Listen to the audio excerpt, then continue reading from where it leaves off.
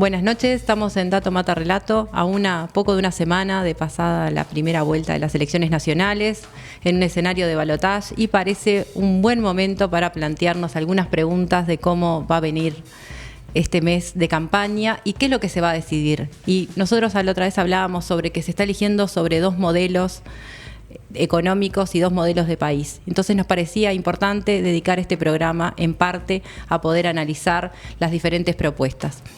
Para eso vamos a estar con Álvaro García, contador, referente económico del Frente Amplio y que estuvo a cargo del programa del Frente Amplio.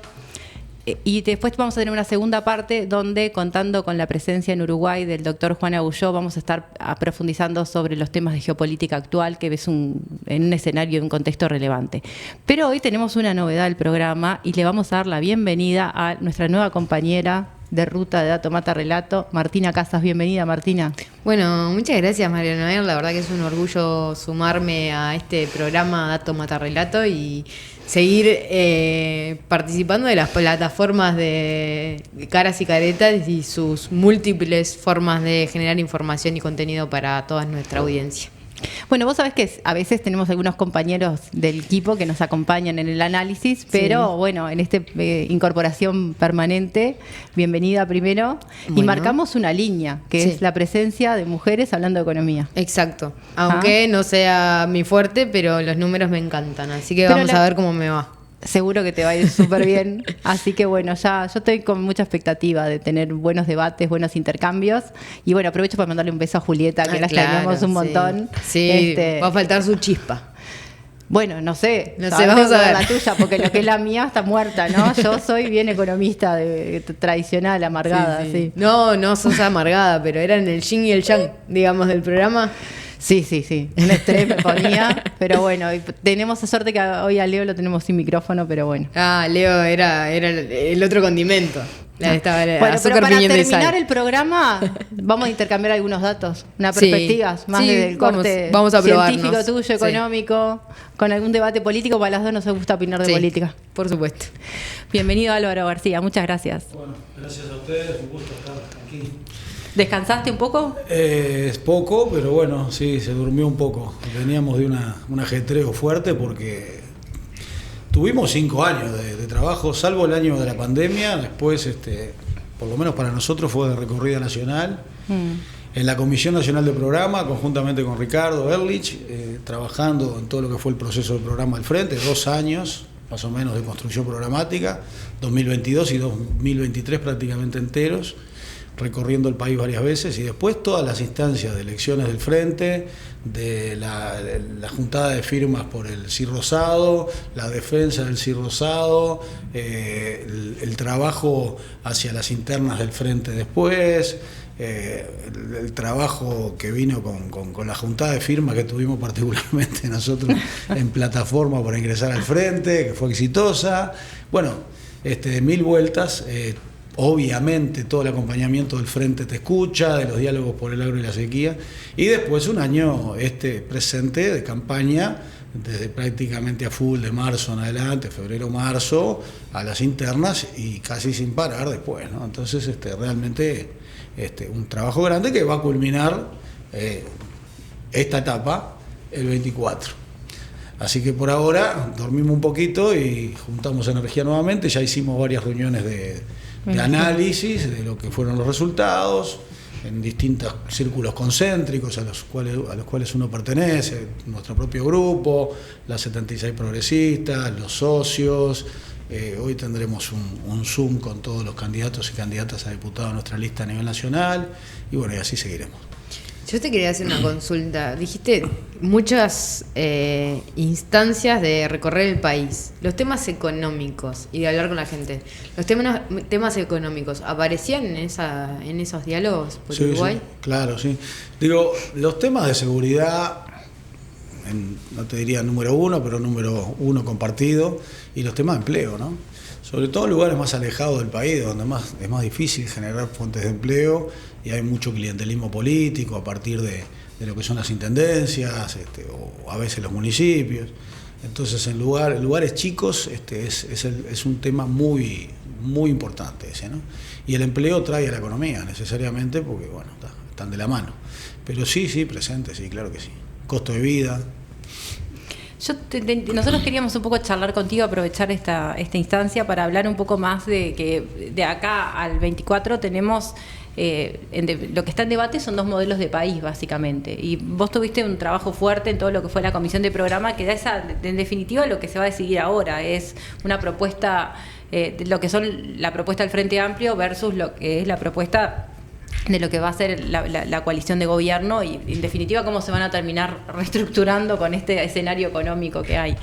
Y como un espacio donde nosotros hablamos de economía y reflexionamos sobre economía, nosotros hemos puesto bastante acá en Caras y Caretas, en lo que son los análisis de economía, eso de que en realidad básicamente en cualquier elección, teniendo el Frente Amplio y el resto, tenemos como 2 modelos en debate. Y nos parecía que el análisis económico de esa perspectiva, como política que en definitiva termina definiendo todo el conjunto de políticas públicas, era central. Entonces, un tema que nos parecía importante conversar era, por ejemplo, el gobierno actual ha festejado y marca como un logro lo que hace a las bajas de las tasas de interés.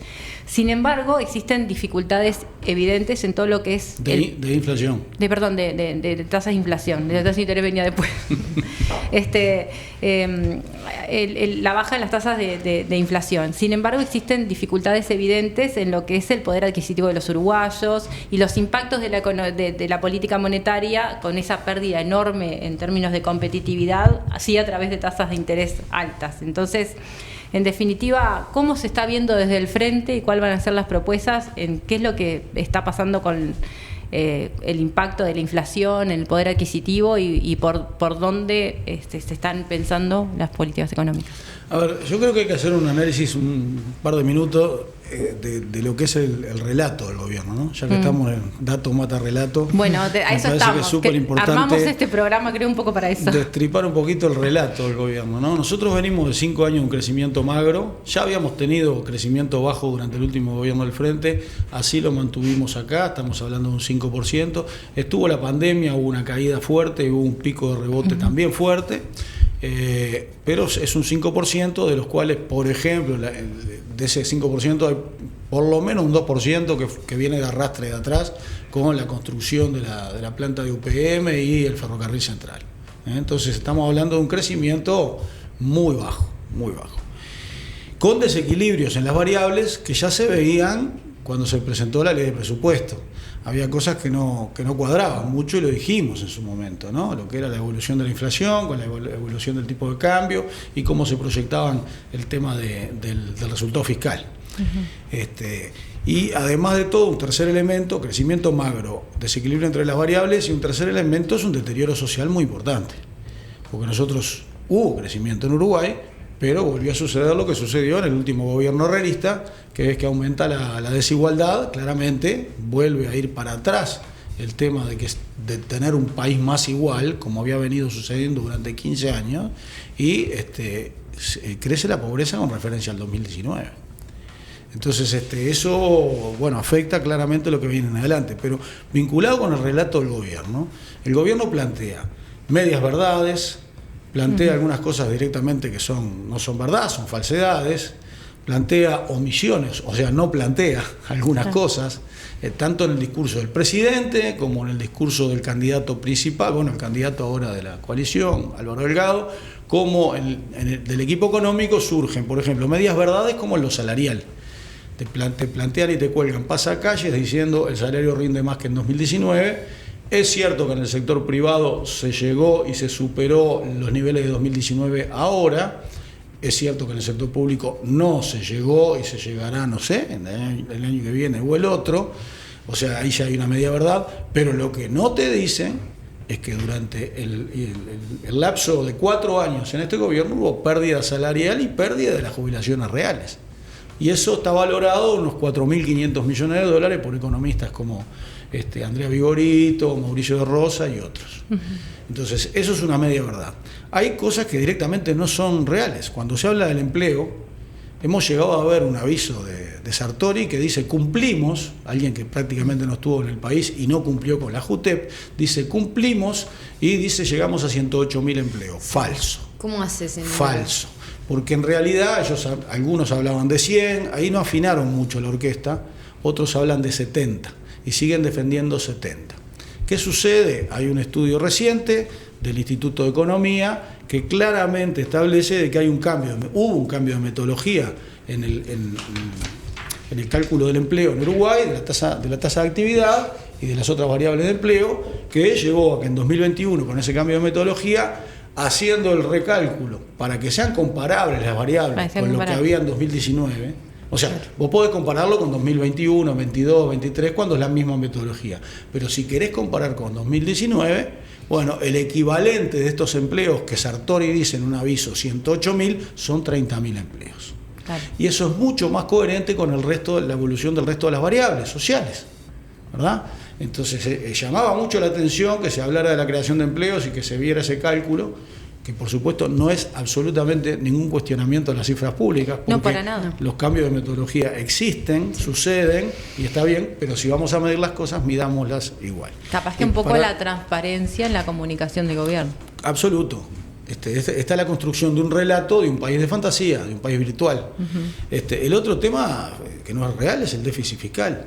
Te dicen olímpicamente pusimos en orden las finanzas públicas. Y ahí el dato no hay que... Y el dato es gritante, es un déficit fiscal mayor que el que recibieron, pero además hay una deuda flotante por lo menos del 0.2 del producto, que ya la vimos esta película. Cuando el Frente entró en 2005, la deuda flotante es la que no está registrada, que dejás de pagarle a los proveedores.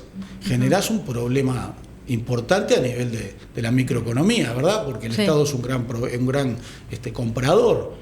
Y hay muchas empresas que dejan de cobrar. Y cuando llegaste, no lo tenés registrado en el déficit, pero tenés que pagarlo. Entonces, estamos hablando de niveles de déficit superiores y niveles de deuda, por lo menos 10-11% del producto superior a 2019. Y pusieron en orden las finanzas públicas. Y no se les mueve un cabello. Y después en las omisiones, las digo cortitas así, no acamparon todo, pero las omisiones son el tipo de cambio, no se habla. Se habla de la inflación, pero no se habla del tipo de cambio. No se habla de pobreza.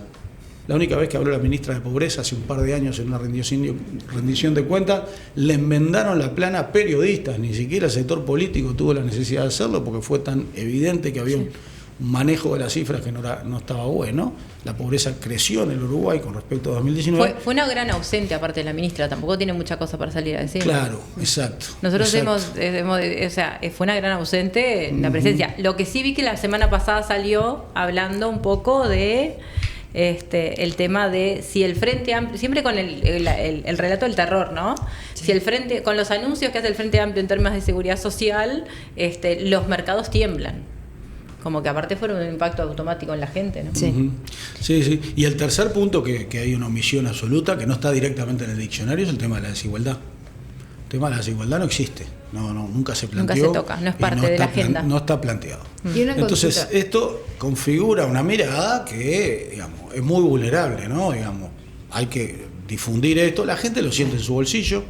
El presidente dijo en 2020, no le vamos a meter la mano en el bolsillo a la gente, y durante 4 años se la metieron, porque hubo reducción salarial y reducción de las jubilaciones en términos reales. Otro dato que yo he visto y que me llama la atención es el dato de récord en inversión.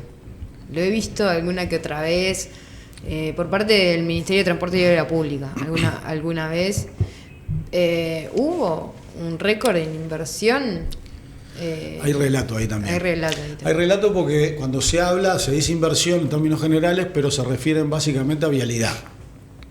Primer punto. Incluyendo puentes.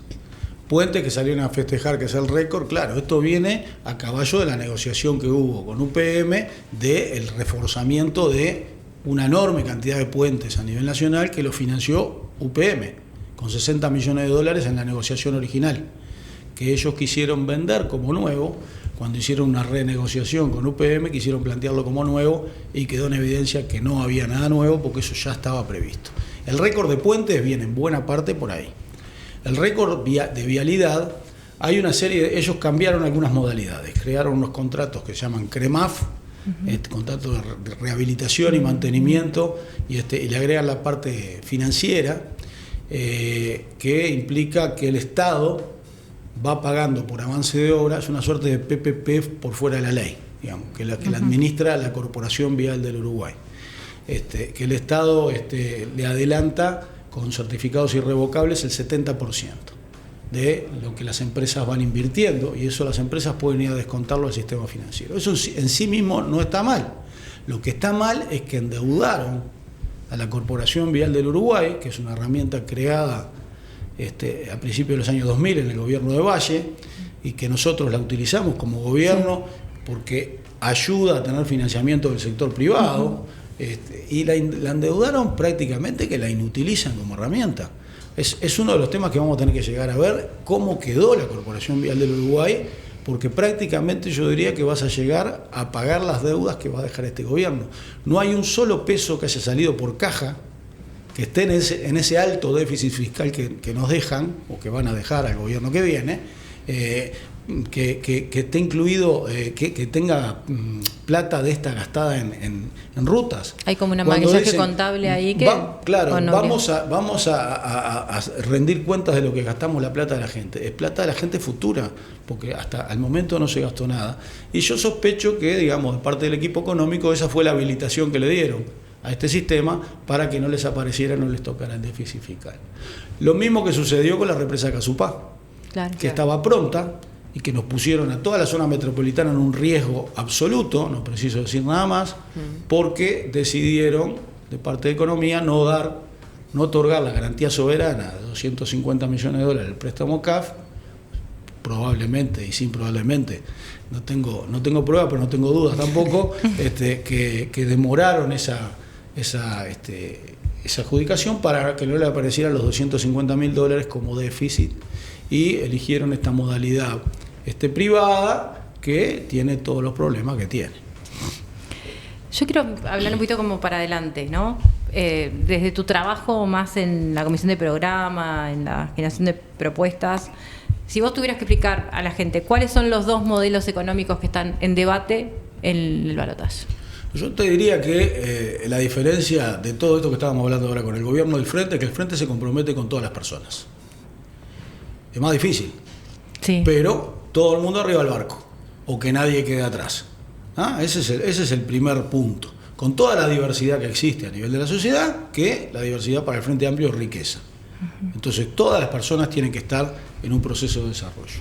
Por eso la mirada que surge del programa del Frente es una mirada ahora dicha explícitamente de desarrollo integral, de desarrollo sostenible, donde las dimensiones económicas, la social, la ambiental y la cultural, a la cual se le otorga extrema importancia, porque la dejamos un poco de lado, y es fundamental, claro, pero es fundamental en el sentido de valores, creencias, actitudes.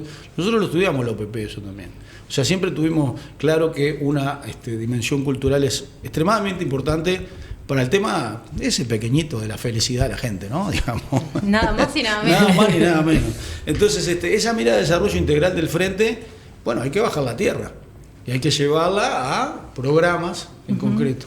Primero hay que tener una mirada estratégica, lo dice el programa, una estrategia de desarrollo nacional, para lo cual el programa establece determinados lineamientos: la transformación productiva sostenible, la transición ecológica justa, la participación de la ciencia, la tecnología y la innovación, y el trabajo el empleo como una prioridad. Esas son las 4 primeras prioridades estratégicas, líneas estratégicas que tiene el programa del Frente Amplio. Entonces esto, de mi punto de vista, la bajada a tierra pasa por tener una mirada a largo plazo, permanente en el país.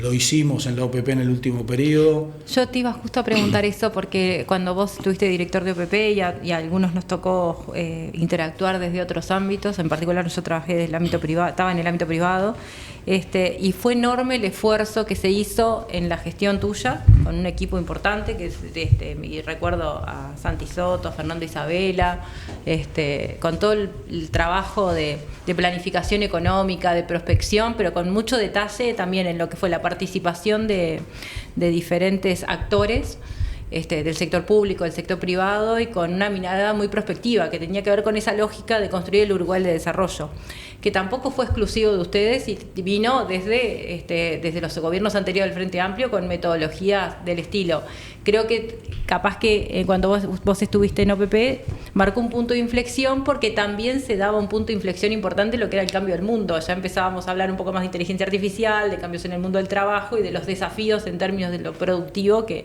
y con un énfasis más en lo ambiental. La Agenda 2030 de 2015, sí. La cumbre de París de 2015. De París de 2015, o sea, fue un punto que... Sí, claro. Y yo la sensación que, o sea, lo que analizamos ahora, más que sensación, es que no solamente hemos tenido una agenda donde la prospectiva no existió, donde hemos tenido debilidades enormes de gestión, más todo lo que es la debacle que se ha generado en políticas concretas de retiro del Estado en muchos ámbitos, sino que también esa mirada de largo plazo, mismo cuando, aunque tengamos ideologías que no coincidimos, no existió, y que nos está comiendo el desarrollo. Uruguay quedó un paso atrás. ¿Cómo? No podés, en el mundo de hoy, aún con toda la incertidumbre que existe, no tener una mirada larga. No. Y mucho más cuando está claro que hay tendencias mundiales recientes. No es porque sean recientes, sino que a veces se concientizan recientemente, claro. como, bueno, por supuesto el cambio tecnológico y la revolución tecnológica brutal, como el cambio climático y la crisis ambiental, como el crecimiento de las desigualdades, como la irrupción de los feminismos, de las diversidades y sus reacciones en contrario. Todo ese tipo de cosas estuvieron presentes en el programa del Frente. Entonces, en esa mirada integral es necesario tener esa mirada a largo plazo, y en lo económico en particular, trabajar con lo económico y con lo ambiental conjuntamente. Y eso lo hicimos desde una herramienta que se llamó Transforma Uruguay. La eliminaron las dos cosas en la primera ley de presupuesto, tanto la dirección de planificación, la mirada a largo plazo OPP, que estuvo Fernando Isabela haciendo un brillante trabajo a cargo, y la secretaría que había en el OPP, que era de Transforma Uruguay, con Álvaro Ons. Con Álvaro Ons, también otro fantástico trabajo. Aprovechamos para nombrarlos a todos. Sí, no, la verdad que un equipo de gente muy valioso y una experiencia espectacular que es imprescindible. Es imprescindible porque, por ejemplo, nosotros hemos hecho, vos necesariamente tenés que hacer apuestas como país, y tratar de aplicar la ciencia y decir, bueno, veamos hacia dónde va el mundo, cuáles son las tendencias mundiales de los mercados, de los gustos de los consumidores. Sí. El incremento del veganismo, del vegetarianismo, por ejemplo, es un dato fundamental. Cuando tenemos mercado de carne, es uno de los principales que tenemos. Claro, Cuando la revolución tecnológica te lleva a que hoy se produce carne sintética. Son riesgos, pero también son oportunidades. Vos tenés que estar mirando largo. Sí. Entonces, en este gobierno, por ejemplo, la carne sintética se prohibió para Uruguay como productor en una rendición de cuentas. Claro, el gran problema es que vos no podés hacer así como los monitos, porque te vas a dar la cabeza contra un muro. Claro. Entonces vos tenés que prender las luces largas y decir, el mundo va para este lado. Nosotros Estás hablando como la ministra. Las luces largas de Arbeleche estaban medio quemadas. Yo una vez puse en una columna que las luces largas de Arbeleche se olvidaron de prender las cortas. Pero son relatos también, porque no hubo luces largas. No hubo nunca luces largas. No hubo luces largas. Eliminaron la dirección de planificación. No se siguió trabajando en prospectiva. Nosotros trabajamos sobre 6 complejos estratégicos. Hay más seguramente.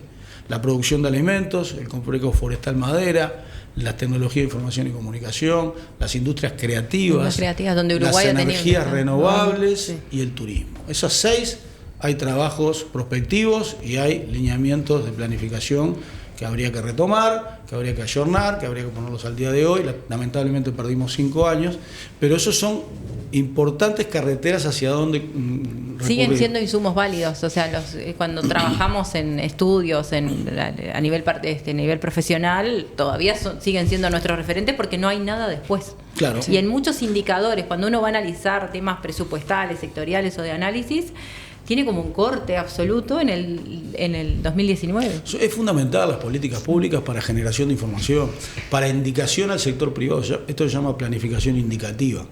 Es para indicarle al sector privado, bueno, ¿para dónde va el país? El país va para estos lados. También son instancias de diálogo importantísimos, ¿no? Porque quieras o no, cuando vos haces todo ese trabajo, te sentás con todos los actores del sector, los haces parte de un, después algo termina siendo un documento, una política, una medida. Y acciones, que sirven, digamos, la búsqueda de esto es ganar, ¿verdad? Buscar un crecimiento sostenible que permita nuevas fuentes de empleo y que gane el país, en definitiva. Que nos saque de inercias históricas en las cuales hemos estado imbuidos que muchas veces pasan por negar la realidad de lo que está sucediendo o por tener una mirada de cómo viene la zafra para este año o cómo viene el mercado y los precios para este ciclo. Entonces, la mirada tiene que ser más larga. Hay otros sectores, la pandemia nos ayudó a ver que Uruguay tiene mucha calidad en términos de dispositivos médicos, por ejemplo, que podría ser otro sector. O sea, es un maravilloso mundo a explorar, pero para decir, bueno, cuáles son realmente los lugares en los cuales tenemos que hacer apuestas para que Uruguay también se posicione en primeros lugares como un país chico, manejable, en los primeros lugares, te diría, del mundo, en algunos temas, ¿no? Y en algunos dilemas que el mundo tiene. Sí. Y que no hay que negarlos. Y hay cosas que, perdón que meta esta cuchara, pero hay cosas que están condicionadas, como vos decías, a los precios del mercado internacional o a las inclemencias del clima, algunos commodities que exporta Uruguay, con cambios o mayor lluvia o menor lluvia, ya se te corta un porcentaje interesante del PBI. Entonces, las industrias creativas, todas esas cosas que no dependen de recursos naturales o de fenómenos climáticos y ambientales, es un desarrollo que también, por más que no se vea como desarrollo sostenible, tiene que ver con eso. Alguien también, ahora vos hablabas de tecnologías médicas, alguien hablaba del turismo sanitario, del turismo médico, así como hace Turquía, ¿no? Con esto de los implantes capilares, que termina siendo un mercado y termina siendo algo que vos decís, bueno, nunca se me hubiese ocurrido que Uruguay podía ser, no sé, un hub para esto, pero termina pasando. Y eso es pensar con las luces largas, es decir, no podemos vivir solamente en un país que tiene una superficie determinada, con una cantidad de recursos determinados, solo basarnos en esos recursos, sino que también podemos utilizar otros recursos. Y todavía con políticas que terminaron desagregando valor en muchos de los sectores productivos y con un aumento de la concentración importantísima, ¿no? Sí, esta mirada larga, dos cosas. Primero, los acuerdos políticos. A mí me gusta usar la imagen de las rectas paralelas. Hay una definición muy poco ortodoxa que son aquellas que se unen en el infinito. Cuanto más largo tires la mirada, es más fácil ponerse de acuerdo.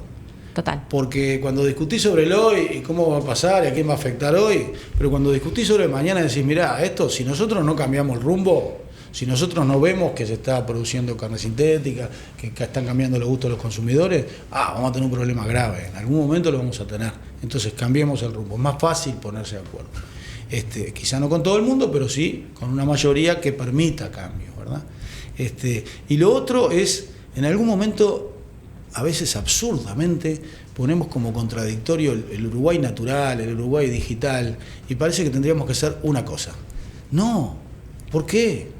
Si no son contradictorias. No, claro. Entonces, en términos de empleo, que era lo que vos me preguntabas al principio, Martina, y la preocupación de la gente y la nuestra, digamos, porque creo que estamos todos de acuerdo que en realidad sería ideal que la gente tuviera un empleo digno, un empleo bien remunerado y hubiera poca necesidad de apoyo del Estado porque no hubiera necesidad. Me parece que ese es un camino que perseguimos, ¿no? Entonces, en materia de creación de empleo, es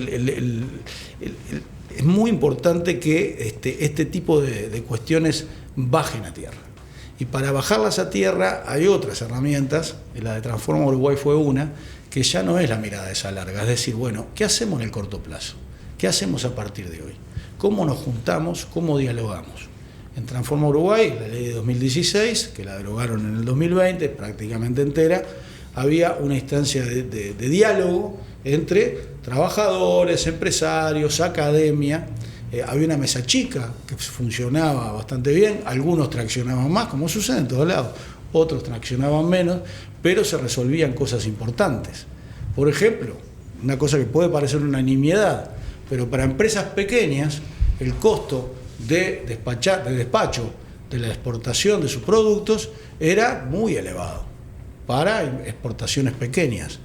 Sin embargo, en el diálogo ese se pudo resolver y se bajó de $200 a $10. Es muy importante. Pero así como digo una cosa relativamente pequeña, porque para mucha gente eso es grande, también se establecieron programas como un Plan Nacional de Economía Circular. Digamos, si nosotros no entendemos que tenemos que cambiar la vieja idea de economía lineal que existe desde que nació el capitalismo a una de economía circular, donde aparecen nuevas posibilidades de empleo, nuevas posibilidades, por ejemplo, en materia de diseño, por el hecho de decir, bueno, si yo voy a una economía circular, es decir, cuando termine el ciclo de vida útil de un producto. No lo tiro en un curso de agua, no lo tiro en un baldío, sino que tengo que hacer algo con esos materiales, que son riqueza además. Sí. Va a ser absurdo, va a llegar un momento que va a ser absurdo y vamos a pensar, ¿qué estuvimos haciendo con todo esto que es riqueza? Yo le tengo miedo a los arqueólogos del futuro. No, claro. Van a decir, ¿qué hacían esto? Claro, es realmente una cosa, cuando uno se pone a razonar de otra manera, es como absurdo. Sí. Entonces, en materia de diseño, por ejemplo, es fundamental diseñar los productos de tal manera que vos no tengas, por ejemplo, en un celular 200 metales y 400 plásticos, no sé, capaz que estoy diciendo un disparate, pero probablemente no esté muy lejos, y que después eso sea prácticamente imposible volver a reutilizarlo, volver a separarlo, por lo menos imposible económicamente. Entonces, esto el mundo ha avanzado bastante, acá hay una tarea mucho más de difusión y de establecimiento de políticas públicas, de incentivos correctos a favor de hagamos cosas que sean sustentables y penalicemos las que sean no sustentables, entendamos que hay una generación futura. Bueno, todo ese tipo de cosas también nos disparan otras miradas que tienen mucho que ver con lo económico y tienen mucho que ver con la generación de empleo. ¿Qué se espera en caso de que gane el Frente Amplio? ¿Y qué se espera desde el punto de vista económico y cuáles van a ser las prioridades? Bueno, la situación fiscal no va a ser sencilla en el corto plazo, pero hay que tirar todas estas líneas conjuntamente, ¿verdad? Uh-huh. Y hay que generar un cambio de ánimo en la sociedad, me parece a mí que eso es fundamental. Yo le tengo una enorme fe tanto a Yamandú como a Carolina para esto. Yamandú tiene una capacidad de diálogo increíble. Pongo como ejemplo, me alegro que haya algún video ahora porque lo dije hace bastante tiempo, pongo como ejemplo lo que era la Ruta 101, la Ruta 102 hace 15, 20 años. ¿Te acordás? Era un páramo, sí. Era yo no un campo al lado del otro. Claro, vos no lo conocías. No, vos estabas por otro lado. Porque estaba en Colonia, claro, no me tira a mí un tema de edad, ¿viste? No, pero es así, la gente lo recuerda. Vos hoy vas y es impresionante el desarrollo que se produjo. Eso fue a base de diálogo, a base de políticas públicas, a base de incentivos. Tengo enorme fe. Y en Carolina ni hablar, porque Carolina es una mujer muy ejecutiva. Uh-huh. Tiene que ver con esa zona también, porque el data center de Antel está allí también. Entonces, bueno, digamos, me parece que por ahí van los principales lineamientos. Linda dupla. Sí, la verdad que sí. Y aparte creo que fue una linda campaña de mostrarse, de diálogo. El otro día apareció un video con un tema del mate y fue como muy natural, por lo menos. Sí, no, muy linda. Yo tengo una última pregunta para Álvaro, ¿vos? No, por ahora voy bien. Voy escuchando, aprendiendo y te dejo la última pregunta y si me surge tengo una chiquita duda personal, así que... Dale. ¿Vas a escribir para Carnaval? Bueno. Yo también tenía esa duda. No respondo temas personales. No, porque... Uno ya genera las expectativas. Tenés siempre hay uno de los grandes referentes con los grandes letristas de carnaval acá. Y aparte mirá si hay tema. Mirá si hay tema. Para varios carnavales. A ver, los mejores 5 años para letra carnaval tenemos. No, siempre hay alguna oferta. Este año no hay ninguna todavía, pero no creo, porque vengo muy cansado. Y la verdad que hay que ponerle cabeza, hay que entusiasmarse con un proyecto. Lo último que hice precioso fue con Cayó la Cabra. Mira, cierto. 2018 al 2020. Y escuchábamos el jingle ahora del frente, en Las Cosas Simples, una revolución. Sí. Y recordábamos con Martín Macela, que somos coautores de la retirada 2018, que se llamaba Pequeñas Revoluciones. Pequeñas Revoluciones. Así que por ahí hay una línea de contacto. Y no, pero por ahora no hay nada. Pero nunca digas nunca, ¿no? Muy bien. Muchas gracias por venir. Sabemos que era una semana difícil, pero bueno, te vamos a seguir llamando. Por favor, a ustedes. Gracias. Muchas gracias.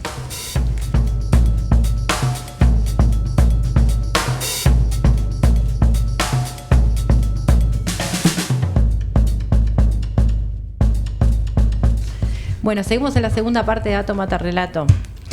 Martina, ¿sabés que yo hace 1 año y medio más o menos escribí un artículo sobre hidrógeno verde? Y te tengo que confesar que en ese momento no sabía nada de hidrógeno verde hasta que me pidieron ese artículo, lo que me llevó a unas semanas de estudiar, de analizar, y ahí me metí en el mundo de las energías renovables y los desafíos del hidrógeno verde y un poco por dónde venía.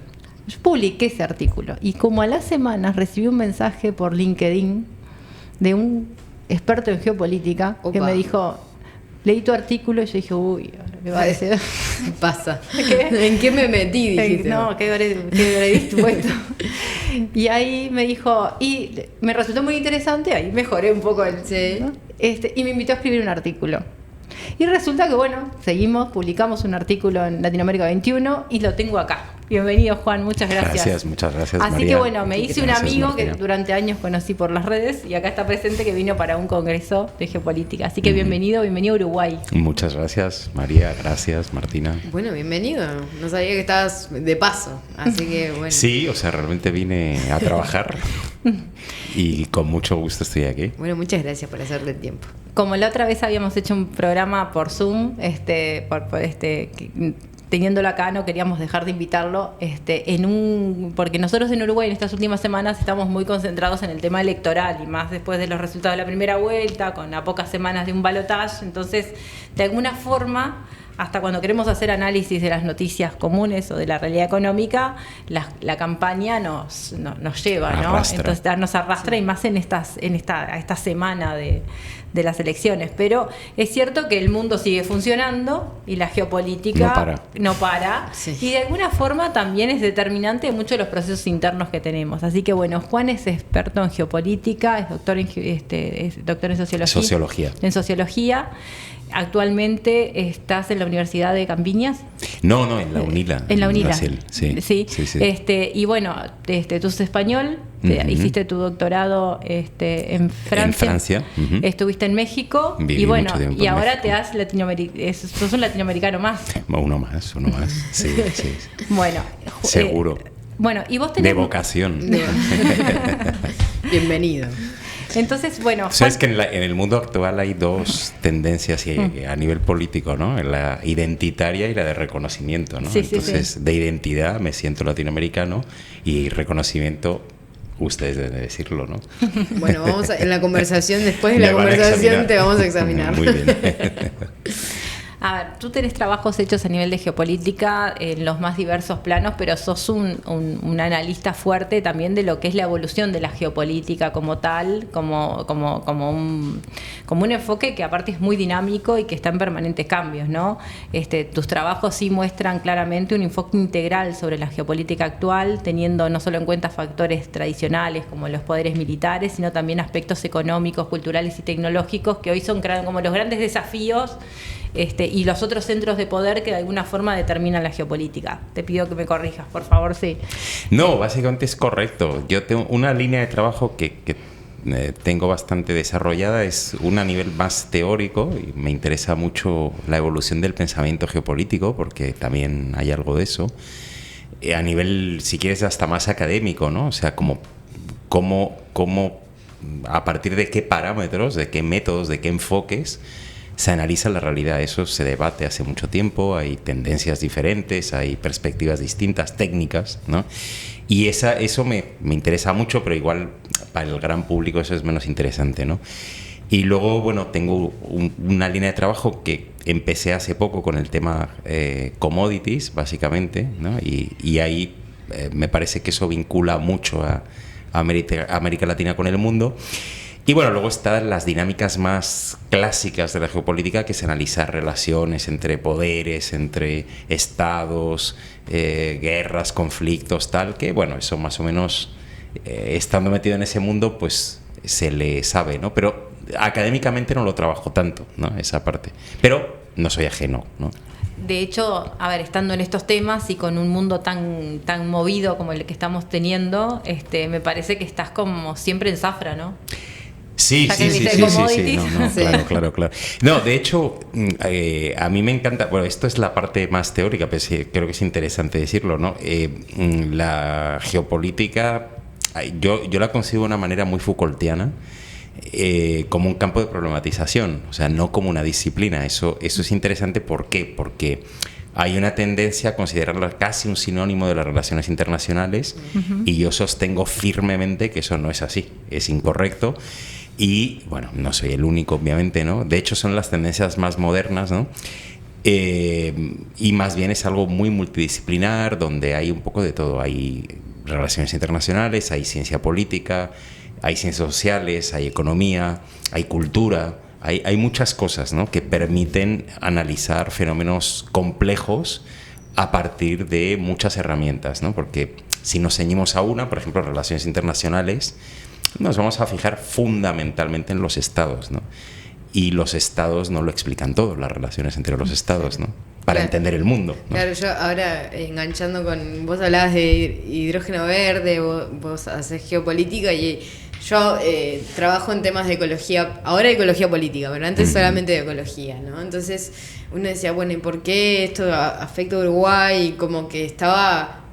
Yo veía como bióloga Uruguay como una isla, ¿no? O sea, me preocupan sus recursos, los quiero cuidar, como si no hay ningún agente externo que opere sobre ellos. El hidrógeno verde tiene una explicación geopolítica de por qué llega a Sudamérica y eso me parece que a veces la gente no llega a asociar, ¿no? De decir, bueno, los desarrollos económicos en los países a veces son producto de una ocurrencia del país, pero a veces son producto de un contexto geopolítico, por ejemplo, la guerra de Ucrania o la escasez de algún recurso en otra parte del mundo que no tiene nada que ver con tu país, ¿no? Entonces, a veces, bueno, nos encerramos a las elecciones y decimos, bueno, esto es tal cosa y esto es tal desarrollo, y nos olvidamos de decir, bueno, y a mí me parece interesante porque es algo que he ido aprendiendo en los últimos meses y que a veces no nos damos cuenta de que son bastante más complejos. Yo te quería consultar cómo ves, por ejemplo, Uruguay en los últimos 4 años hizo sus relaciones internacionales supuestamente sin ideología, ¿no? Pero en realidad tomó posturas sobre asuntos que tienen que ver mucho con el desarrollo de los conflictos mundiales que están habiendo y que cambió su forma de hacer relaciones internacionales y que no termina de elegir si quiere ser parte de un mundo multipolar o unipolar entonces quería consultarte cómo ves a Uruguay parado en este mundo que está cambiando y que está cambiando de polaridad, digamos. No, estamos en un mundo definitivamente muy complicado. A lo mejor estoy hasta siendo generoso porque es un mundo muy peligroso, ¿no? Realmente muy peligroso. Estamos en un momento de redefinición de casi todo. Yo creo que cada vez es más evidente y eso lo hace muy arriesgado, ¿no? Porque aunque se hable constantemente y se haga referencia a las reglas, ¿no? El mundo basado en reglas, tal. La realidad es que casi nadie las respeta. O sea, eso es... tenemos evidencias todos los días, ¿no? Y cuando no hay un respeto por las reglas, los peligros se multiplican, sobre todo cuando hay armas nucleares. A veces se habla de una posible confrontación nuclear con una irresponsabilidad mayúscula, ¿no? Entonces, el mundo es muy delicado, digamos que ese es el extremo, ¿no?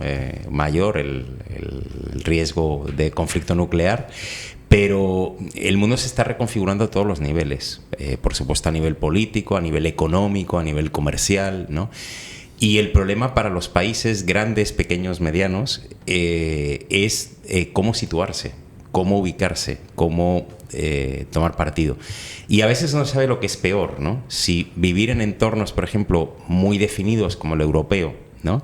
En el que incluso países pequeños, hasta mucho más pequeños que Uruguay, no pueden evitar verse arrastrados por la posición europea, ¿no? Que, bueno, luego podríamos entrar ya a desarrollar eso, pero sea la que sea, le arrastra, como si fuera la corriente del río.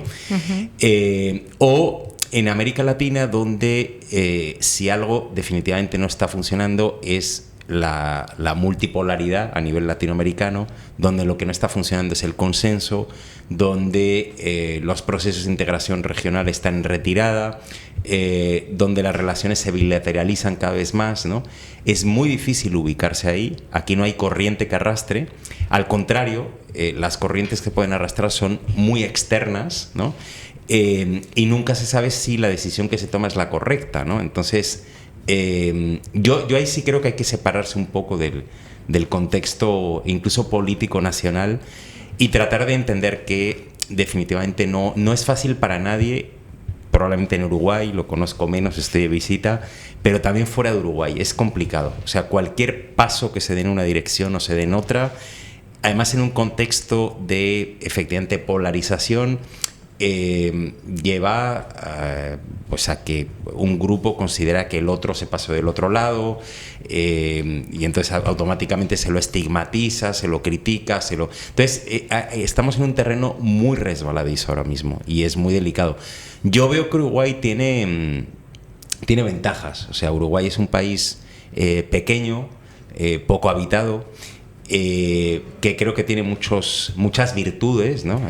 Virtudes incluso más allá de quien esté en el gobierno, ¿no? Tiene muchas posibilidades, tiene que tener cuidado, ¿no? Tiene que tener ciertas precauciones.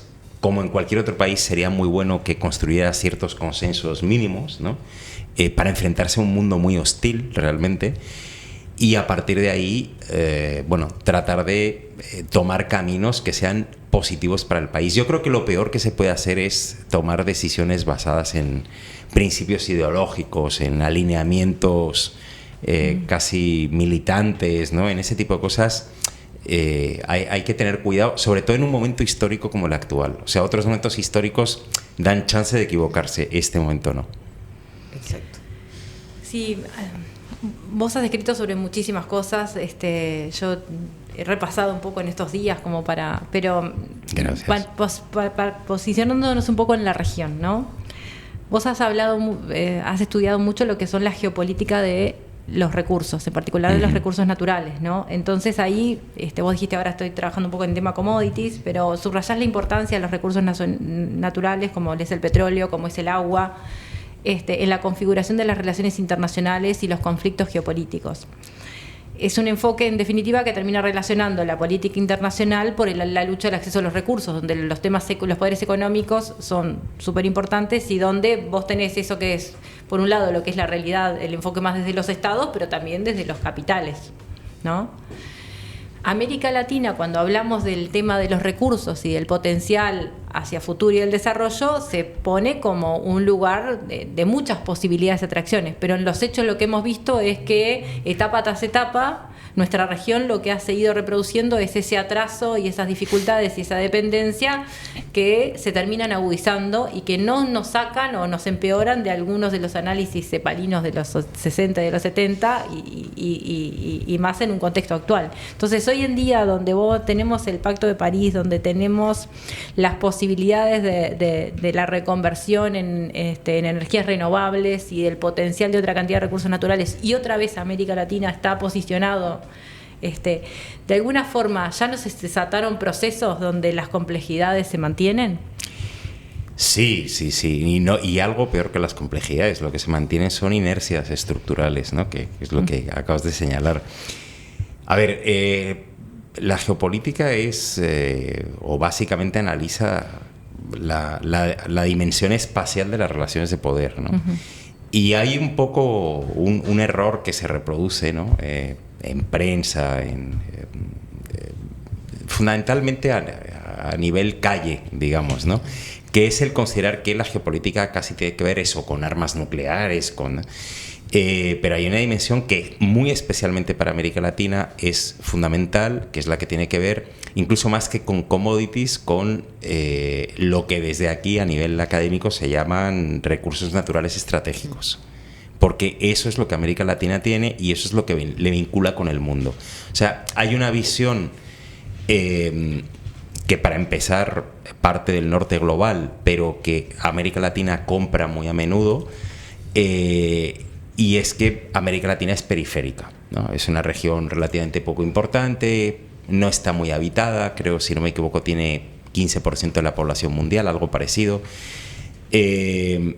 No tiene, salvo quizá un poco Brasil, no tiene así grandes poderes o grandes actores de la política internacional. Incluso hay algunos que han menguado mucho, ¿no? Argentina, incluso México, si se le quiere meter, ¿no? Dentro o sea, si hablamos más de América Latina que de Sudamérica, pero en realidad esa idea está muy presente, ¿no? De un lado y de otro. América Latina es periférico. América Latina no es periférico. América Latina es fundamental en la política internacional. ¿Por qué? Hoy en día, aunque nos podríamos remontar a otras épocas históricas, porque eso sí que es dinámico y cambia un poco según la época, pero hoy en día en América Latina hay, voy a citar algunos de esos recursos naturales estratégicos que son básicos. Hay petróleo, hay gas, hay litio, hay cobalto, hay cobre, ¿no? América Latina es un absoluto poder, aunque obtiene poco beneficio de ello a nivel de producción de alimentos global. Tiene de las mayores reservas estratégicas de agua potable, es una de las zonas más biodiversas del mundo. Es decir, el valor agregado que se construye en la economía global pasa por aquí, pasa por América Latina. América Latina es central. Otra cosa es cómo se configura políticamente América Latina y la capacidad que tiene de decidir precios, que no tiene prácticamente ninguna, de obtener beneficios, de que esos beneficios se repartan entre la población de una manera más equitativa, pero América Latina es central. Y es central para los países del norte. Y en este momento, y es un poco, eso conecta con la pregunta anterior, es especialmente importante. ¿Por qué? Porque ahora se está yendo hacia un escenario global de una especie de polarización, algo relativamente parecido a lo que hubo durante la Guerra Fría, y eso en la práctica para ciertos países, Europa, por ejemplo, cada vez más Estados Unidos, está cerrando áreas muy ricas en recursos naturales, por ejemplo, Rusia. Claro. ¿Y eso qué implicación tiene para América Latina?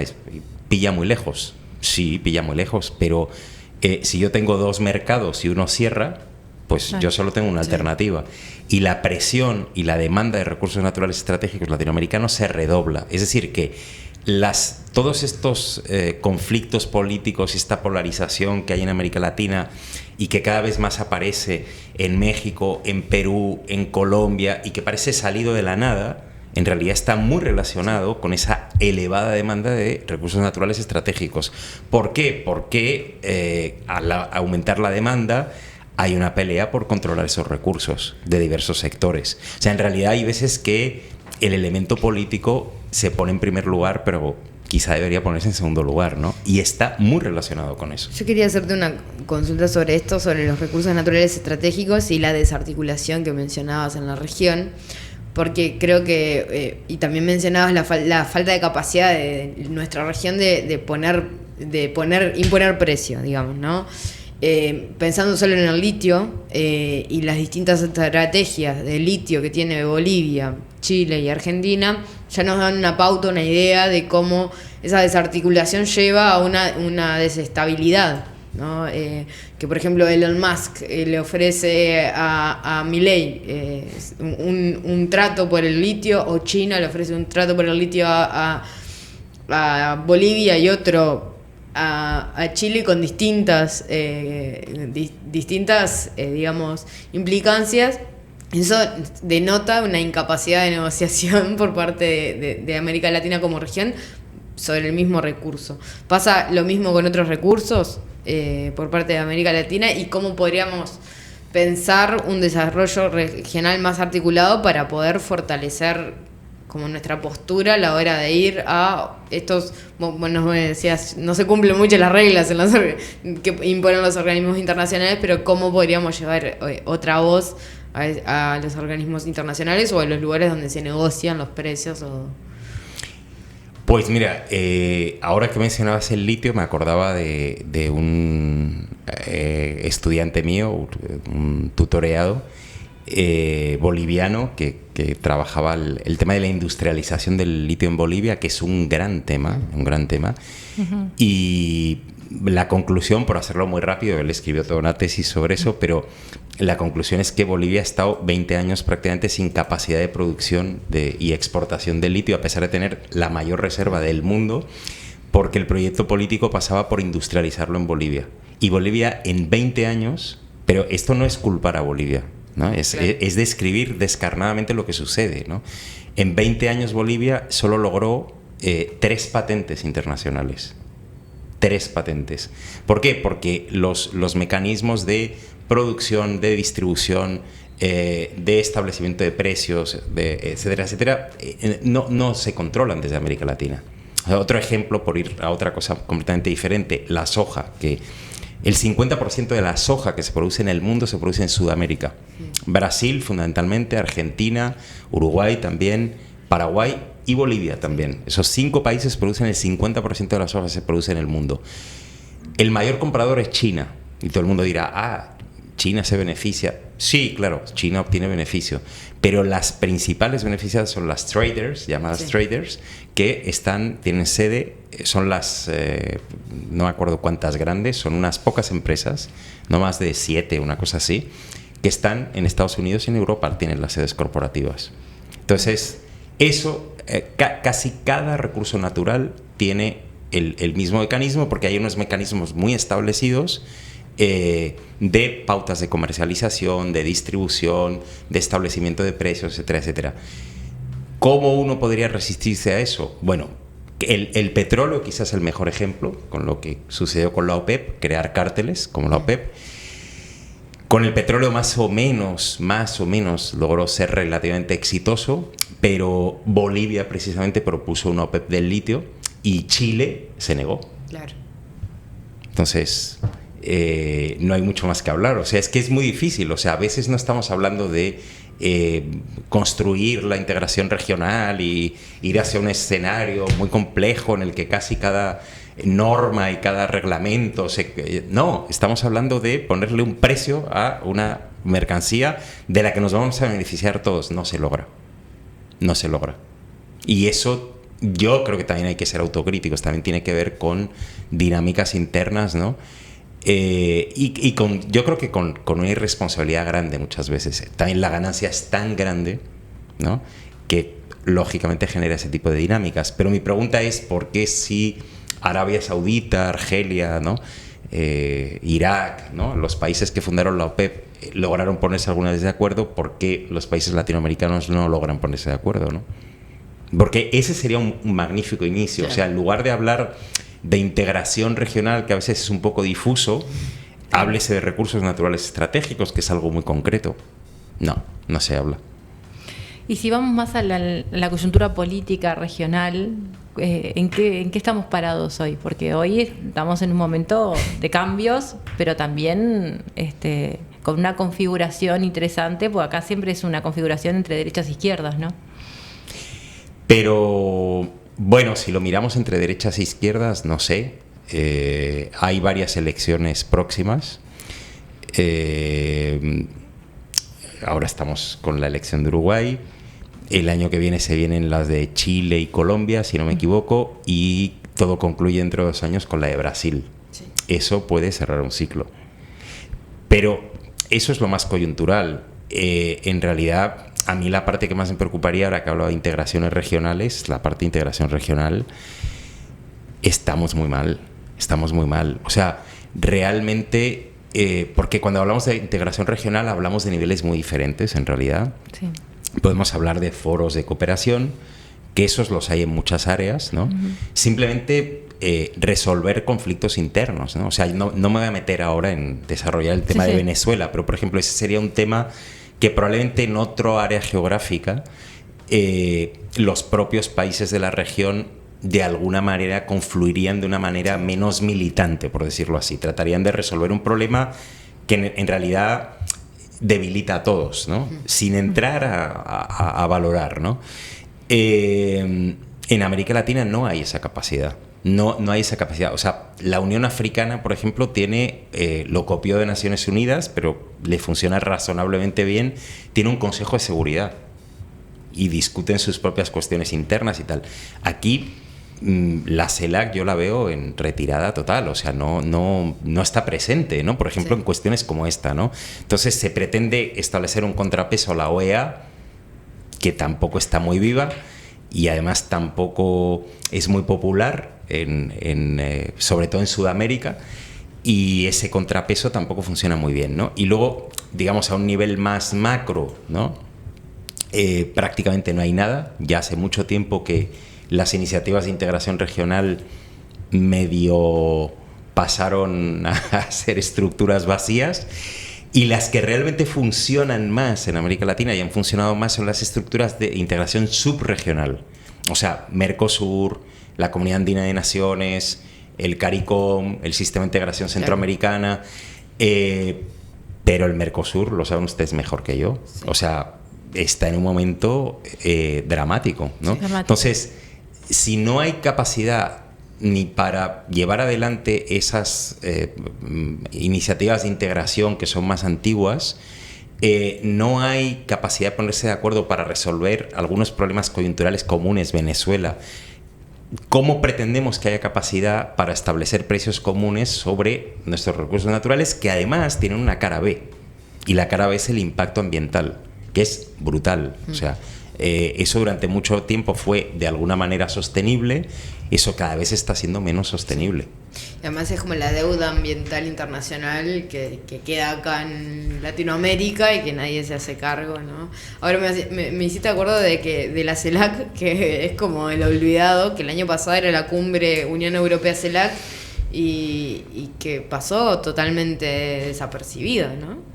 Pasó, yo creo que... En su momento hubo como un anuncio importante porque en definitiva había una mirada, un objetivo fuerte de inversiones europeas en América Latina, y bueno, y también tuvo un hecho importante que fue la presencia de Lula. Sí. Claro. Pero se cerraron después los quedó un pedo ahí los marcos de acuerdo terminan siendo casi unilaterales. El marco común de hidrógeno es Uruguay, Unión Europea, el de litio o cobre es Unión Europea-Chile, Unión Europea-Colombia, o sea, son como, por más que hubo una Unión Europea-CELAC, después los marcos de acuerdo son bilaterales. Claro, y eso es fragilidad total. O sea, ¿qué poder tiene Uruguay? ¿Qué poder tiene Costa Rica, por decirlo así, ¿no? Claro, ¿Qué poder tiene Ecuador? Sí. Incluso Chile, ¿no? O sea, un país que igual tiene un Producto Interior Bruto mayor y tal. La capacidad de Chile a nivel internacional. ¿Cuáles son los temas que nos deberían preocupar del mundo hoy? Desde América Latina. Desde América Latina. Yo creo que este tema de los recursos naturales estratégicos es básico porque tiene varias dimensiones. Una, nos conecta con el mundo, mucho más de lo que se dice, se cree, se piensa, ¿no? Y es donde realmente está la batalla que América Latina debería de dar, ¿no? Eso en primer lugar. Y la otra parte es el tema ambiental. El tema ambiental se está convirtiendo en algo muy grave, es la cara B de eso. Van de la mano, iba a pensar. Estaba pensando justo, van de la mano. Totalmente. Pero es que hay partes que a veces nos centramos tanto en nuestro país o en nuestra área, ¿no? que nos olvidamos de una visión hasta dentro de América Latina más amplia. Por ejemplo, el tema cambio climático en el Caribe es dramático. O sea, las dos zonas más afectadas del mundo son el Pacífico, las islas del Pacífico. Hay una, creo que es Tuvalu, la del Punto TV. Pues eso no es televisión, es Tuvalu. Y Tuvalu, si no me equivoco, Tuvalu tiene firmado un acuerdo con Nueva Zelanda, prácticamente que si el mar se come a Tuvalu, pues Nueva Zelanda cogería a todos los habitantes de Tuvalu. Fue el Bantú, Tuvalu, fueron los presidentes que se pararon en el mar para mandarle a la COP29 un video, 28 un video del mar diciendo ya estamos... Nos come el mar, ¿no? Come el mar. Pues el Caribe no está muy diferente. Entonces, eso es una emergencia climática brutal que hay en la región y claro que nos debería preocupar, pero también todo en la Amazonia, que no es solo Brasil, ¿no? El nivel de desmatamiento, deforestación, se dice en español, ya es brutal, de incendios, de pérdida de biodiversidad. Acaba de ser la COP16 en Colombia. Sí. Y ese fue uno de los mayores reclamos, ¿no? O sea, reclamo SOS, ¿no? Se está perdiendo biodiversidad a pasos agigantados. Se están perdiendo especies de árboles, de pájaros. No quiero hacer aquí el discurso del naturalista que no soy, ¿no? Pero es una cosa dramática porque es una de las grandes riquezas de América Latina, ¿no? Y está empezando a ser muy peligroso para la región. Y pues a veces pensamos, es que el Caribe y la Amazonia pilla lejos. Bueno, en 2040 se va a renegociar el Tratado Antártico y ya se están tomando posiciones. Sí, claro. Más que se encontró una reserva de petróleo o algo así recientemente y no es una buena noticia para la Antártida. Y hay minería y hay intención incluso de abrir rutas por ahí. Sí. Bueno, en el hemisferio norte, Rusia está abriendo ahora mismo o intentando abrir la ruta del Ártico. Sí. con rompehielos nucleares, ni más ni menos, Sí. ¿no? Y hay una idea, parecería, de hacer algo parecido en el Polo Sur, ¿no? Entonces eso nos pilla aquí relativamente cerca, Sí. ¿no? Sí. O sea, quiero decir que la amenaza es real, la amenaza existe, la amenaza está presente y eso también nos debería preocupar, claro, debería estar en la agenda. Esa podría ser otro elemento de consenso entre los países latinoamericanos, ¿no? Porque, por ejemplo, en el tema Amazonia, eso se ve mucho, como efectivamente son varios países los que tienen el problema. Muchas veces los actores, estoy hablando de madereros, estoy hablando de minería legal e ilegal, estoy hablando de, bueno, todos los actores que tratan de explotar la Amazonia y de una manera poco sostenible. El problema muchas veces es que los controlan más en un país y se van al de al lado y al final el daño es para todo el área, ¿no? Entonces ahí habría, por ejemplo, capacidad de un acuerdo. El año que viene es la COP30 en Belén do Pará. Mis noticias son que Brasil está intentando realmente realmente tener acuerdos, incluso a nivel global, que permitan avanzar. Vamos a ver. Sí. ¿Los acuerdos esos después no quedan muy condicionados al gobierno de turno? Se supone que no. Se supone que no, pero siempre hay puertas traseras. O sea, por ejemplo, el tema de los créditos de carbono es vergonzoso. Sí. O sea, a mí me recuerda... Bueno, es que en Brasil ahora había una polémica porque este año hubo muchos incendios. Que, por cierto, otra cosa terrible fue que en cierta época, que todavía no era primavera, hizo un calor veraniego, era por los incendios, y luego vino la primavera. O sea, hubo primero verano, luego primavera y luego otra vez verano. O sea, es dramático, ¿no? Y bueno, se comentaba que con los créditos de carbono, que son productos financieros hoy en día, se negociaba con algunos de superficies forestales que están quemadas. Entonces, eso es solo una de las puertas de atrás que hay, ¿no? Hay muchas. Claro. Sobre todo cuando... O sea, es que a mí el intercambio ese vergonzoso que hay de los créditos de carbono, no sé, recuerda a la venta de indulgencias de la Iglesia Católica antes de la Reforma Protestante. Sí. Es que al final se les vino la Reforma. Acá lo que se nos va a venir es, no sé, el fin del mundo, no sé. Sí. Es que la financiarización de los recursos naturales estratégicos es complejo, porque, bueno, esto del Amazonas, pero pasa con otras cosas, ¿no? Pasa en Uruguay con la forestación y en Chile también, de que te venden un bono de carbono sobre un monocultivo que luego se tala, entonces ese carbono se vuelve el eucalipto, ¿no? Lo que es el eucalipto. Ese bono de carbono en realidad es tan ficticio como o sea, lo que dure esa plantación, porque una vez que lo talás, después nadie de las personas que hayan comprado ese bono van a venir si el árbol existe y si era la mejor opción para ese ecosistema, ¿no? Que entonces, bueno, la verdad que tiene bastantes complejidades, que está bueno empezar a engancharlas todas. Sí, tenemos pendiente también. Para adelante hablar sobre bonos verdes. Sobre bonos. Y me quedó que me gustaría algún día extendernos sobre patentes, porque me parece que eso es es complejo, a veces limitante, pero también a veces demuestra mucho poder de algunos, poco poder de... Y es un impedimento para cierto tipo de desarrollo. Y todavía es un mundo muy codificado, ¿no? Sí, exacto. Y que mueve mucha plata. La biopiratería.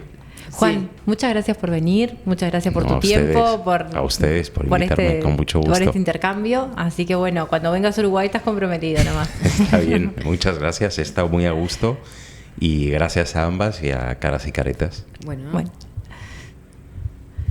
llegamos a la última parte del programa. ¿Cómo estás, Martina? Muy bien, la verdad que hiper copada. Así. ¿Sí? Sí.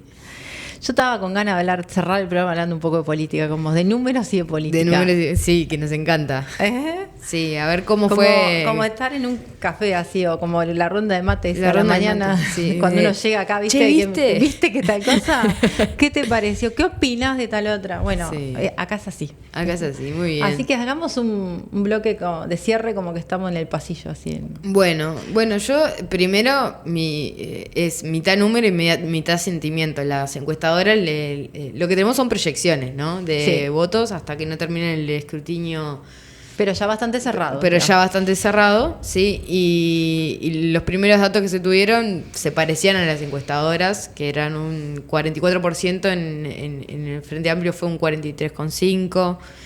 El Partido Nacional había dado un poco más abajo y terminó dando más arriba en esas proyecciones. El 27,1%. Sí, el Partido Colorado anduvo ahí, no anduvo en esa idea loca que tenían de llegar al balotaje, quedaron en el 16 por ahí, ¿no? 16,2 más o menos. Estamos manejando algunos datos encuestadoras. Sí. Y después caída estrepitosa, ¿no? De Cabildo Abierto. Estaba previsto la caída, pero Sí. no en esa magnitud, ¿no?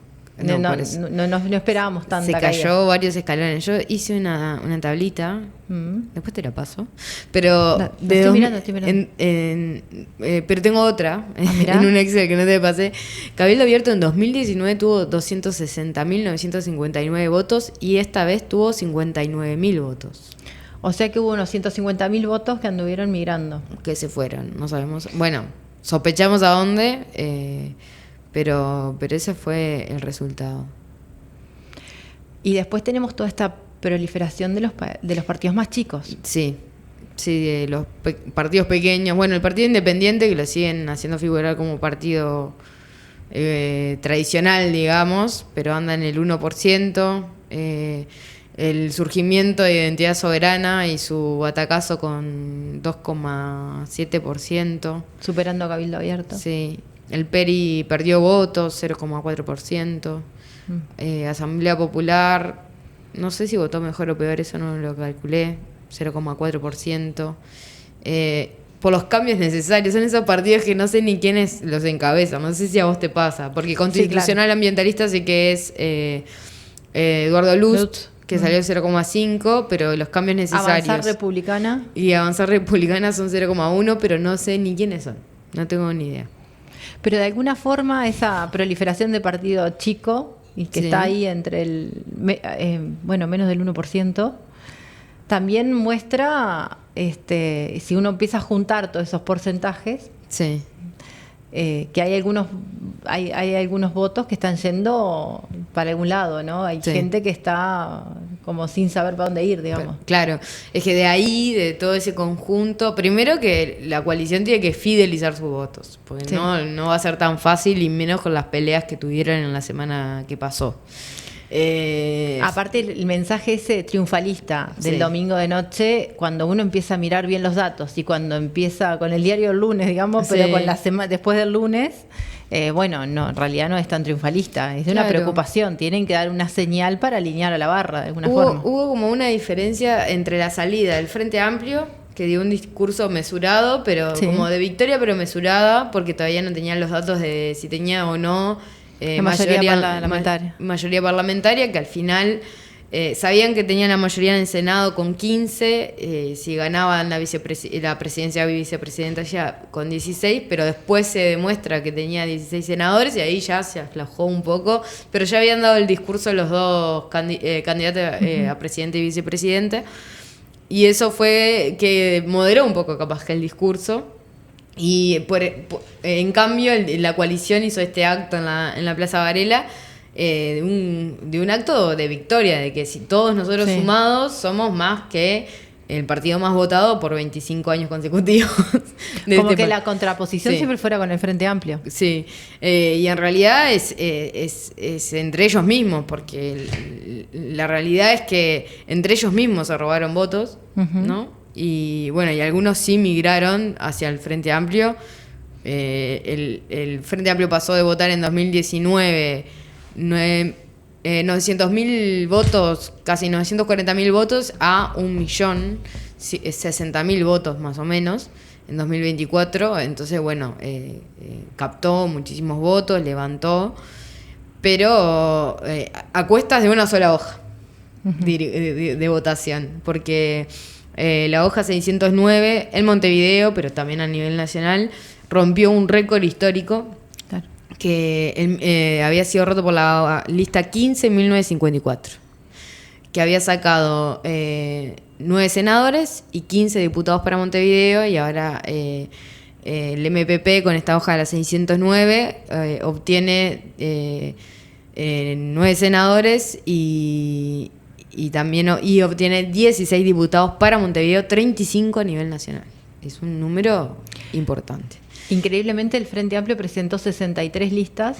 Sí. Y 2 aspectos que yo marcaba de los números era, en primer lugar, eso que vos marcabas bien con datos así estrepitosos del MPP. Sí.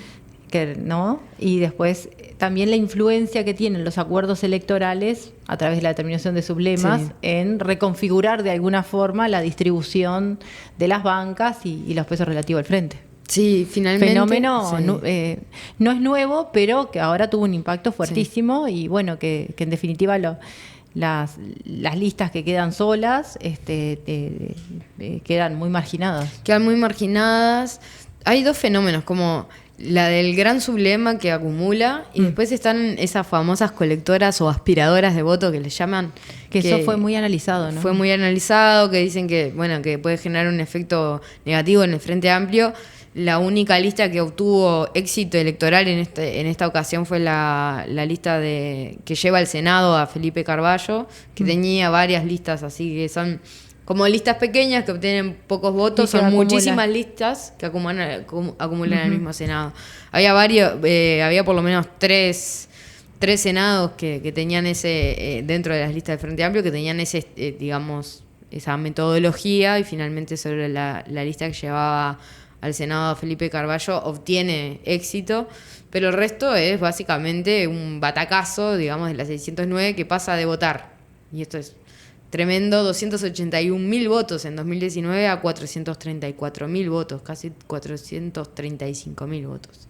Pero a su vez, cuando vos analizás, vos pusiste los datos del sublema. Sí, también en el 2019 ese sublema, de alguna forma liderado por el MPP, llevó 296.922 votos, pero cuando pasó al 2024, esos 434.969 que tiene el MPP en votos, al nivel de sublemas, acumula 734.650 votos. Sí, y déjame hacer la cuenta rapidísimo, pero esto menos, mira, yo, 734.000, ¿cuántos? 650. 650 votos. Tiene una calculadora en la computadora. Por supuesto. Son 300, ¿el resto del Frente Amplio? Sí. Solamente el resto del Frente Amplio son 323.975 votos. O sea que el resto tiene una pecera chiquísima para... Chiquísima. O sea, casi... De los cuales, por ejemplo, la amplia con el sublema que agarró fueron 110. Sí, eso lleva a que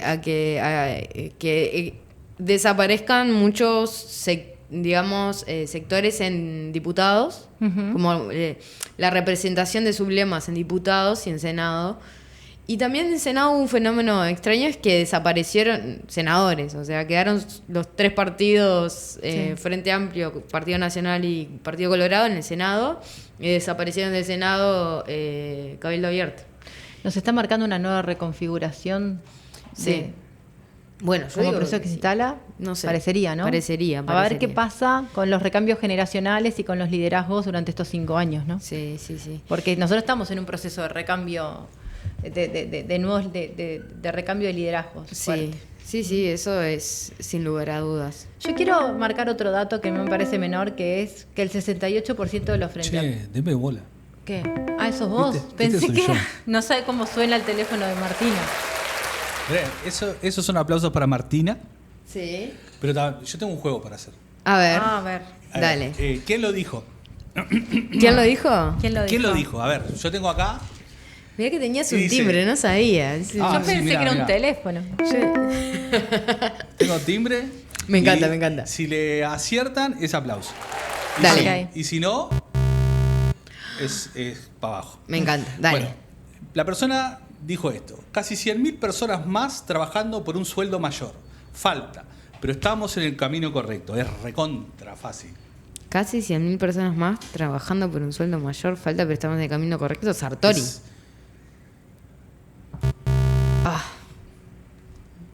Delgado. María. Vos sabés que no sé, pero me suena más a Delgado. Bien. No. Ahí va. Tengo otro. Nos Dale. agarró de sorpresa. Ese es Ahí el- está la el- prueba, la prueba. Me encanta que tengas Exactamente, pruebas. Exactamente. Tengo otro. Dice: 40 meses sin aumentar salarios y jubilaciones. El impuesto más grande de la historia. 40. ¿Quién lo dijo? 40, el Boca Andrade. Mal. Ando malísima No. hoy. Este es más difícil. ¿Quién lo dijo? ¿Quién lo dijo? A ver, repetila. 40 meses sin aumentar salarios y jubilaciones. Sí. El impuesto más grande de la historia. Daniel Olesker. Abdala. Ah. Bueno, no sé. Yamandú Bueno. Orsi. No, ahí va. Mirá quién fue. José Era Mujica. fácil aparte. No, pero ya es que me distraje con todo el tema de plebiscito de la seguridad social, entonces tirábamos gente de ese palo. Bueno, ahí va. Hablando de plebiscitos, teníamos algunos datos. El 68% de los frenteamplistas votó el sí en el plebiscito de la seguridad social. Sí, confirmando lo que decían las encuestadoras, ¿no? Sí, que nos iba a llegar, pero hay un apoyo importante. Sí. Que creo que retomamos un tema que no es menor. Primero que nada, la importancia de que el Frente Amplio puso en debate el plebiscito de puso en debate la reforma de la seguridad social con una claridad que hay acuerdo que la reforma fue muy mala y que hay que modificar los aspectos de la reforma. Exacto. Algunos a través de un plebiscito que fue planteado por el PCNT y otros que planteamos un poco ir hacia un cambio normativo. Claro, y que el cambio normativo se diferencia no se diferencia tanto de las propuestas de la papeleta, nada más que busca hacerlo de otra manera, que yo creo que con un diálogo social adelantado, porque el plebiscito lo que hizo es que muchísimas personas se pusieron a dialogar sobre esto, o sea Lo que que ya no- vienen preparados. Lo que no existió durante el proceso de de todo lo que fue la Sí. reforma. Entonces, me parece que el Frente Sí. Amplio actuó de manera saludable, como es el Frente Amplio, apelando al diálogo social y a la libertad de acción. Sí, y bueno, y a ese millón de uruguayos que votaron al sí por la reforma, bueno, que sigan trabajando porque no es tiempo perdido, digamos, lo que realizaron. Y Va lo a ser que un elemento de presión sí. para sea el próximo gobierno, me Sí, parece. para sea quien sea, va a ser un elemento. Lo que sí me llamó la atención es la cantidad de sobres solamente con hojas del sí, ya sean para allanamientos o para seguridad social. 33.718 sobres solamente votaron los plebiscitos. Eso también significa el grupo de gente que a veces se manifiesta siempre Sí. por fuera de la política, desconforme de algunas... Sí. Y hablando de lo que de, es la... de desconformes, 31.160 votos en blanco, 53.847 anulados. Que esos números en realidad eran anulados eran 42.000, o sea que aumentaron los anulados, y en blanco eran 45.000, quiere decir que bajaron los en blanco, quiere decir que encontraron una opción dentro de ese universo enorme que había. Claro. Pero bueno, viste que hay gente que siempre anula. ¿no? Ante Sí, tanta sí. oferta es razonable. Sí. Y para terminar, ¿vamos a algún dato de mujeres? ¿Qué pasó?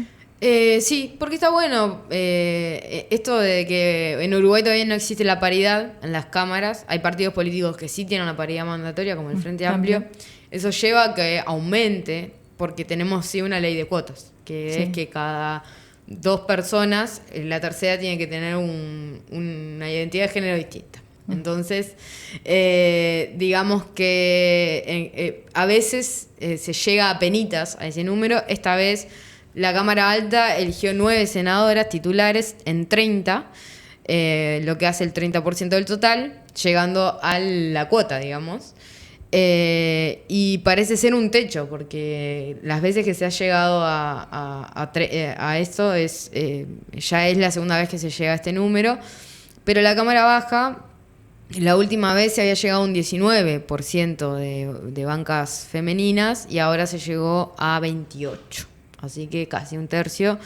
Pero ese número puede llegar a variar en el escrutinio final. También después vemos muchos movimientos y eso. Pero estamos en el aproximado. Sí, estamos en el aproximado, pero esto cambiaría claramente si hubiese una ley de paridad. Bueno, llegamos al final. Llegamos al final. Nos vemos el próximo lunes. ¿Volvés? Vuelvo el próximo lunes. Bueno, esto fue Dato del Mata Relato. Los esperamos el próximo lunes para seguir analizando economía. Gracias.